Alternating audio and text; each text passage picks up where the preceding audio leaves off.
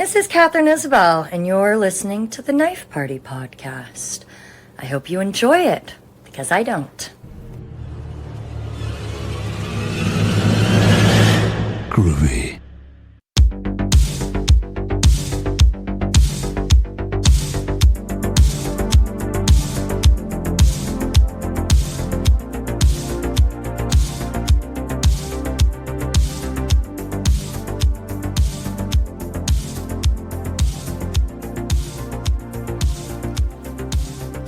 Hello. Welcome to another edition of the Knife Party Podcast, episode 336. And this is going to be Behind the Mask, the rise of Leslie Vernon. For all that, let's pay some bills, all right? So, this is my only source of income, and it is brought to you by our Patreons at knifepartypod.com. So you put patreon.com/knifepartypod, boom, you get up there, and you could pay $5, and you get double the episodes, and 3 different shows, including After Dark, Slime Wreck Radio, and of course, Midnight Ramen. But we're also brought to you by Caps and Cork. Caps and Cork on the borderlands of Vallejo, California, and American Canyon, California is where you get all your adult beverages needs. For instance, I today am drinking this beautiful bi-coastal IPA. It's called Lagunitas Beast, and I got it at Caps and Cork for the low price of $12 because they kick ass. They have great prices. They have fantastic beer selection, whiskey, bourbon, rye, rum, tequila, wine. No lines, bilingual, friendly staff. They're awesome. They're really great. How did they get that ad? Oh, because they bumped up to the $20 level of our Patreon, where you get sweet, sweet merchandise. You get to be on the show, or you could, request an advertisement. And because they've been great to us, I always take care of them. I also answer every and all emails at knifepartypod@yahoo.com because I keep it old school. So today, we're talking about Behind the Mask, Leslie Vernon. Do you like how I keep my ads shorter now? I've been trying to do that. Anyway, but if you can't afford any of that, just go ahead, like, subscribe, and whatever it is on YouTube or whatever, so maybe we can have ads that I don't read. Who knows? I need money, guys. I need money. Keep this pirate ship has got a lot of holes in it. I'm not going to say it's hemorrhaging, but we're barely floating even, right? The life preservers have been thrown off. So anyway, so last time I did In a Violent Nature, and my biggest complaint about it was the whole time watching In a Violent Nature, I was like, wow, this is a movie that could be great. But I just the whole time wanted to watch Behind the Mask. Now, Behind the Mask is less threatening. The character is, anyway. But Behind the Mask is all originality, whereas In a Violent Nature is plagiarism. Not that Friday the 13th wasn't plagiarism. Actually, I mean, the creators of that will even tell you that they wanted to do a Halloween Part 2 without it being Halloween. They were like, hey, this new genre of film, which at the time was slasher, which is hilarious because Halloween almost has zero blood in it. It has more boobies than it does blood. There's like barely any blood in that movie. And they're like, hey, we want to take that to the umpteenth level. We want to pump up the sex and the violence. And they did an okay job. And number one, I still say number one is probably one of the poorest movies, but a lot of people like those 70s horror movies, and I don't. I think horror peaked in the 80s. I really do. I think 70s horror movies is like, yeah, you remember them with like rose-colored tinted glasses. They're not as good as you remember. Now, there's some out there that are. Like, everyone screams about, no pun intended, about Texas Chainsaw Massacre, Last House on the Left, and Hills Have Eyes. I'm like, okay, Hills Have Eyes had a better remake. Texas Chainsaw Massacre was done better as Wolf Creek. And Friday the 13th was done better as... Oh, sorry, I was going to say Halloween is done better in 2018. I mean, Halloween Kills is probably the best of the series, and I think even the truest people will agree to that. I mean, shit, the Evil Dead series didn't even get started till like the 80s. And that's really what caused horror to be where it is. I mean, Ash Williams is probably as pop, maybe not in like pop culture, but in film culture, he's definitely overvoted over like your Freddy, Jason, etc. But anyway, that's the cool thing about this movie, The Rise of Leslie Vernon. It's about a no-name killer who's kind of starting his own gig, and this movie is very clever. It's got a lot of cameos. It's basically everything that was missing from In a Violent Nature. This movie has it. Now, it came out a long time before. I'm going to give it stats in just a second. But yeah, the whole time watching In a Violent Nature, I was thinking Behind the Mask. This got lower scores. It got a 76 and a 75. I think In a Violent Nature, if I'm not mistaken, got an 88 and a 44. No, 74 and a 44. So this got higher on the popcorn meter because this is a very different kind of movie. I don't think anything has been done before this. Definitely not since. There's some controversy over this movie, and I'll get to that in a second. But where to watch? So I have this on DVD. I think I got this from Jonathan Fallon way back in the day. I still have the DVD of it. It's not a special edition or anything, but the cool thing, it's an older DVD, so it does have all the... Actually, I think this might be the FearNet one, because FearNet was releasing it, but this is the Anchor Bay version. It does have special features and previews on it. Apparently, you can see it on Apple and Prime Video and AMC, so there you go if you want to watch it. I definitely recommend watching it. It is a fantastic movie, especially if you like comedy. I always say this is the Spinal Tap version of slasher movies. It is very Spinal Tap. Like, it is filmed such an awesome way. But we'll get to that. Let's get to the stats first. Okay, so it stars... all right, first off, Scott Glosserman was a director and creator. And there was supposed to be a part 2, and they even kind of acknowledged that, like, in this movie, this movie has a secret ending and everything else, you know, like the credit ending with the song Psycho Killer, which is probably the biggest part of the budget. They actually had to, license that song. Great song, by the way. I fucking love that bass line. It's so good. In fact, there was like a pop star that did it like not too recently. She had a song called Bad Liar. And I'm like, why do I like this song? Turns out it's Psycho Killer. It's exactly the same song. I'm like, oh, no wonder why I like this song. You're just ripping off another song, you know? I mean, P. Diddy did it for years. Good luck with your trial, bud. So the other cool thing about this movie is a love letter to horror movie fans. There is so many, and I mean so many, little nods, references, and Easter eggs. But anyway, the reason why I bring up Scott, the director, is because there was supposed to be a remake, and apparently, or not a remake, sorry, a sequel to this. And just like this movie, it was started with a GoFundMe. I think FearNet, which was kind of Shudder before Shudder, if you guys remember that. This was one of their like original movies, and they did a series of movies. I think it was like 5 or 6, where they had a contest for independent filmmakers, and they'll actually print them. And it was part of what they called the Fear series. And I think this was part of it, if I'm not mistaken, because I do remember that happening, and I remember it happening in the mid 2000s, like 2004 or 6 or whatever. Josh the Show Killer was really in it when he bought them all, and this was one of them. I remember like Dumplings got in there too, even though that was a movie that was already kind of big before that. I believe it's a Chinese movie. But anyway, so they picked out a bunch of movies, and they said, hey, we're going to make this a part of a series. And, you know, if your movie's good, we're going to put it on DVD. This is to my recollection. I don't have any facts behind this. This is just my life experience telling you about this stuff, and other people that know more about me than movies. Yes, they exist, especially in the horror genre. I'm more of a sci-fi guy, to be honest with you. I mean, like, I can talk about all kinds of movies, but there's some people that are just horror obsessed, and I'm like, all right, you got me beat. You got me beat.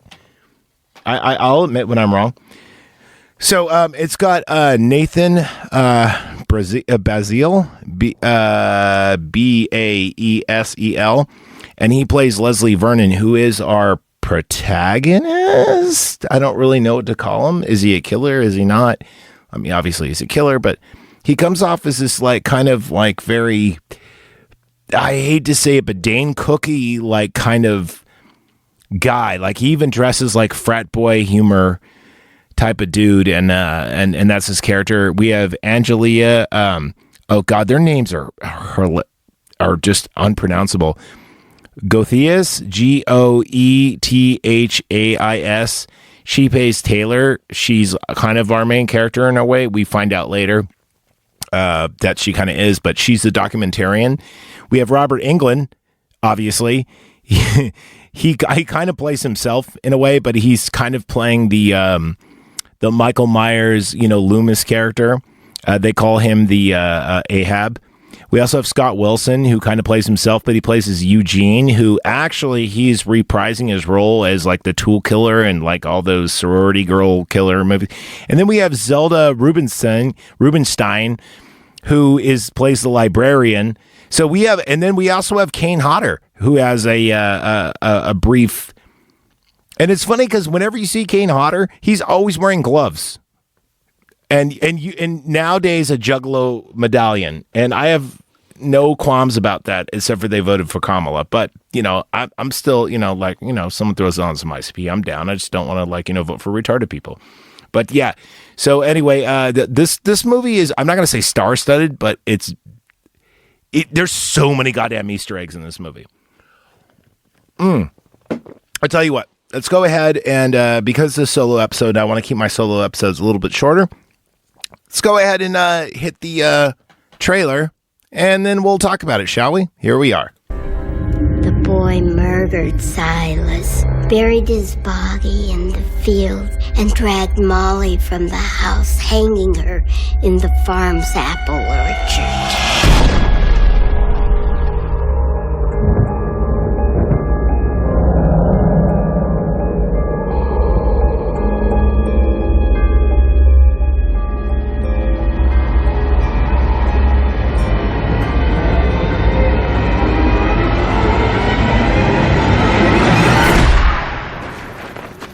No idea how much cardio I have to do.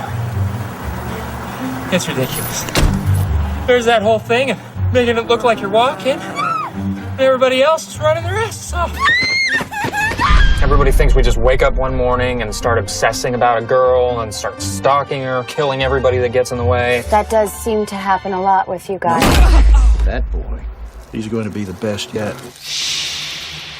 There are 11 exits from the first floor, and another 8 or 9 that might be manageable from the second floor.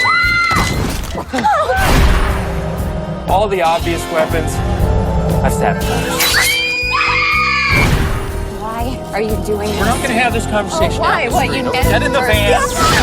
You have no idea who you're dealing with. So how will this play out? How will this work?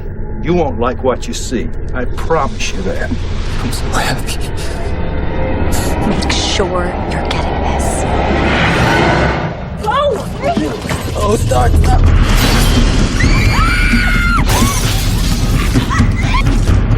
What we got filming those cameras, boys? Cannot stand here and let this happen. Don't you get it? We're in this now. We're part of his equation. We're right where he wants us. All of us. You have to tell me. What happens to me?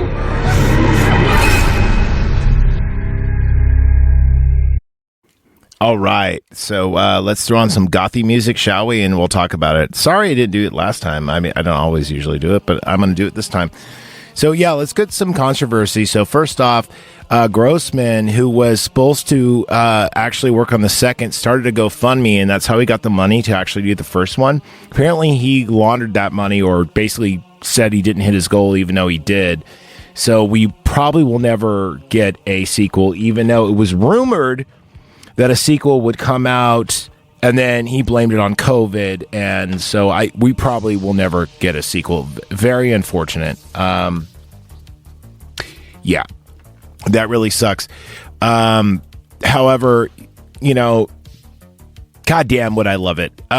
So some fun facts on this. First off, I forgot that Jamie Lee Curtis plays the original survival girl in this. Some other fun facts about this. Kane Hodder is shown in the beginning of the movie. So this movie's all filmed like a documentary, right? So our main character, Taylor, is explaining, like, she's like a film student or something, and she's talking about all these serial killers, like, and she referenced Fred, Mike, and Chuck. And it's clear, what she's referencing. The greatest thing is, though, is when she does reference them, when she says Fred, she's on a street that looks very familiar, and Kane Hodder slams the door, but the door isn't painted red like it is in Nightmare on Elm Street. It's painted like green or like off gray. But it's clearly Kane Hodder, and he's got his gloves on. But you see the 1428 or whatever the address is, and it's like, yeah, if you actually look that up, that is apparently. I don't know. I'm not the biggest Nightmare guy, but that's really cool. That the idea that Jason's living in his house, especially, that means that this might be canon with Freddy vs. Jason. I'm not sure. Even though Kane Hodder wasn't in Freddy vs. Jason, it was a stunt double in another movie. Moving on. There's a Silver Shamrock nod from Halloween 3 where when they mention Mike, they show all the masks on these kids.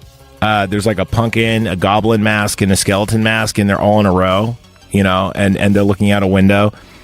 That was a lot of fun. There's also like the puzzle box when during the interview when they're at Eugene's house, and there's all these dolls and everything. This movie has so many fucking little Easter egg nods to horror movies. It's ridiculous. It's great.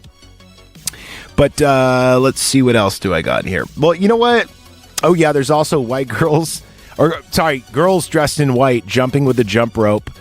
As he's scoping out, he being Leslie Vernon is scoping out like one of his targets, and they're either doing the whole 1, 2, Freddy's coming. Now we don't hear it, but we could see it.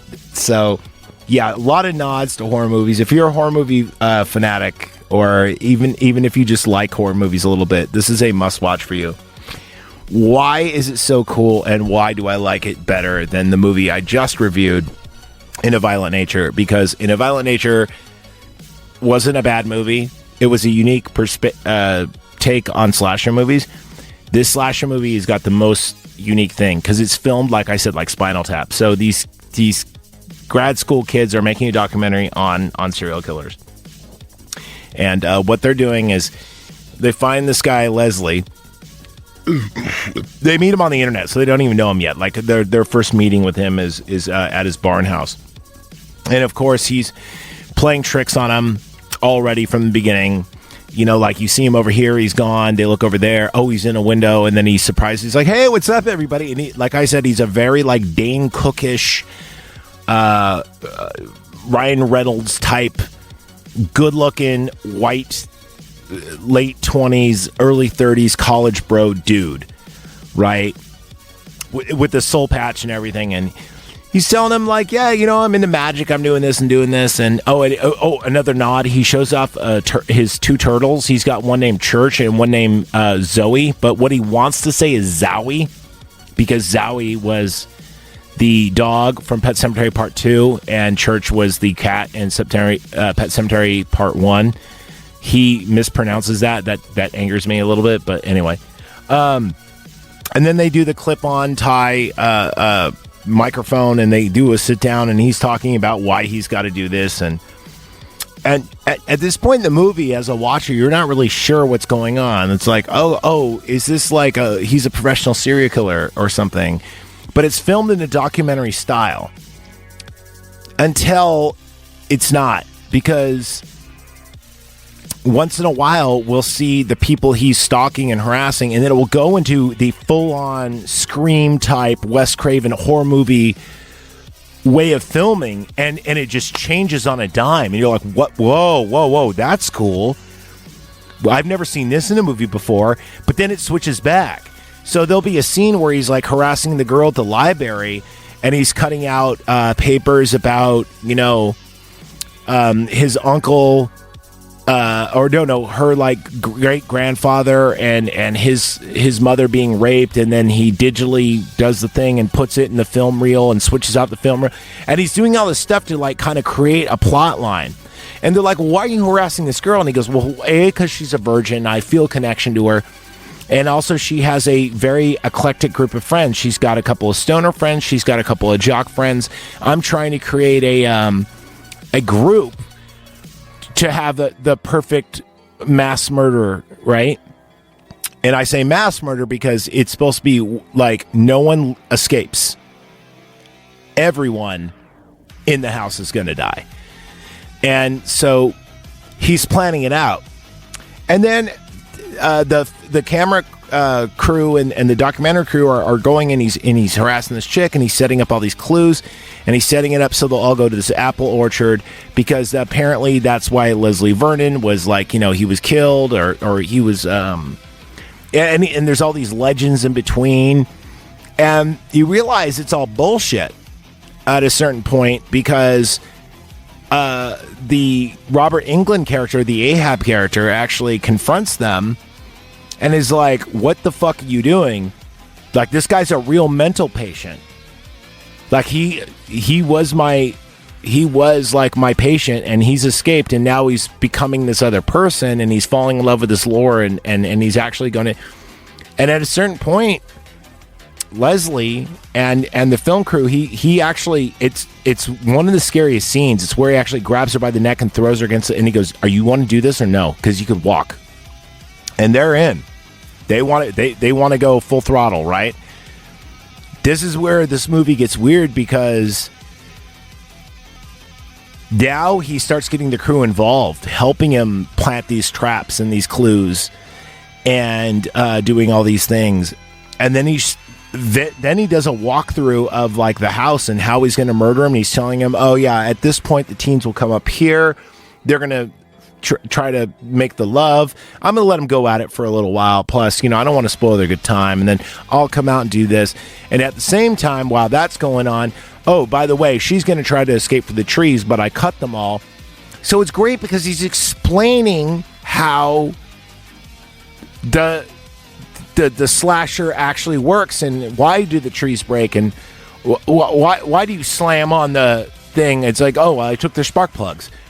He makes every slasher movie make sense, because he's telling you the step-by-step things. It's not just going in there and killing them all. It's like, no. He goes, it takes weeks and weeks and weeks of work. And he even explains how he'll be walking and you'll be running and he's catching up to you. He goes, oh, it's our cardio. It's the main thing you got to do. You got to run and stop, and run and stop, and run and stop. And he goes, it takes a lot in the heart and a lot in the cardio.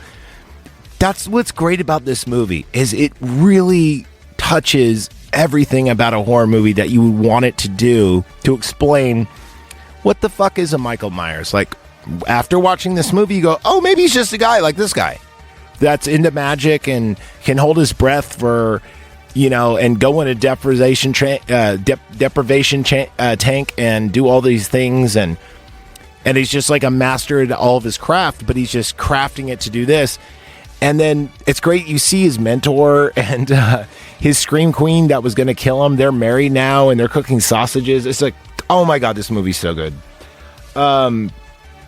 Just after watching In a Violent Nature, I just had to rewatch this movie. And I'm telling you, this movie holds up. And this is my first time actually watching it in the theater. It does make it better, and especially when he's describing like the yonic imagery. I love that term, by the way. I use it all the time, yonic imagery. There's a great thing where he's just describing what's going to happen, and she's listening, and she's talking about it while they're narrating. And there's even great scenes, too, where she goes, wait a minute, reverse it. And then you actually see the tape reverse. She goes, what about the people over there? And he goes, I'm glad you noticed. This movie is a smart fucking movie. This movie is probably the smartest horror movie, slasher movie out there since Scream. I even think it's better than Scream. Scream was kind of the first one to break kayfabe of horror movies, like the rules of horror movies. This movie does this, but way better, way less cheesy, and you don't, in this movie, it's more suspenseful. You really don't know what's going to happen, whereas in Scream, you kind of do. I mean, obviously, it's the greasy boyfriend. It's clearly. I just rewatched Scream not too long ago, and I was like, why did I ever, and I remember watching it for the first time, I go, what did I ever think it was anyone but him? It's clearly him. And the dude from Hackers. I'm like, it's definitely one of those guys. So, I don't know. Yeah, anyway, what I was saying is that this movie's a lot better. If you like Scream and you like In a Violent Nature, this is a happy medium, and it's smarter and it's better than both. The gore is great, the music's great, the sound quality's great. The character isn't that scary, except for the fact that he is, because when you see him being all normal and then you see his like alter ego, you're like, his alter ego isn't that scary, but knowing how psychotic the character is, it kind of makes him scary. The fact that like how he wants to die in the apple orchard and everything else, like his suicide plan, everything else, how he flips the script too when he knows who the real survivor girl is.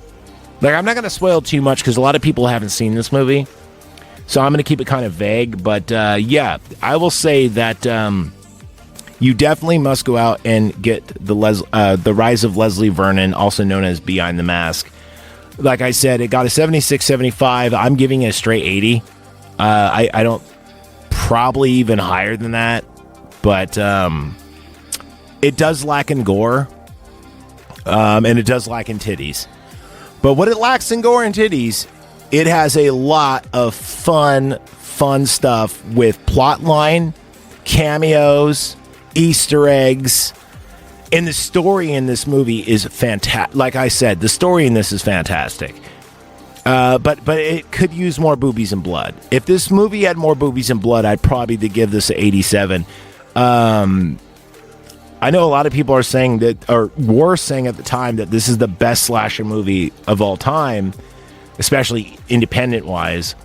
I can't agree with that. I mean, I think that, you know, at the time, I'd still say, like, you know, you had your I Know What You Did Last Summers, which actually is one of my favorite. Maybe I'm partial to it because Typo Negative are in the soundtrack, but that movie actually has a better mystery than I think even Scream had. I thought I Know What You Did Last Summer was great.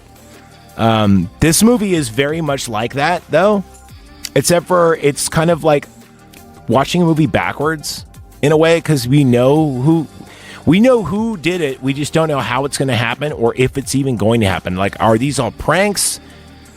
But no, it's a solid horror movie. I definitely recommend you watch it. Yeah, so there you go. That's my and be prepared for shorter episodes like this as I do them. I'm gonna do them like every other day now until I find like a regular gig. I'm treating this as a job, so I'm actually really trying to throw it out there. So I'm not gonna do a lot of hour-and-a-half episodes with my friends. A lot of them are gonna just be 30-minute episodes, 45-minute episodes with just me talking. The next one I'm working on right now is Pontypool. I love this movie. It's an underrated movie. It's a zombie movie, and it has to do with radio. So that's like two of my favorite things. I was watching it last night, and I'm taking mental notes. I'm not taking physical notes because, like I said, I kind of want it to be a shorter one. I tried to do it with other people, and it didn't really work out, but I'm going to go ahead and do that next. Probably going to nail that out tomorrow, the next day. But anyway, yeah. Again, Be Kind Rewind. Remember, you can hit me up at knifepartypod@yahoo.com. I answer every and all emails. Be Kind Rewind. I have to return some videotapes. See ya.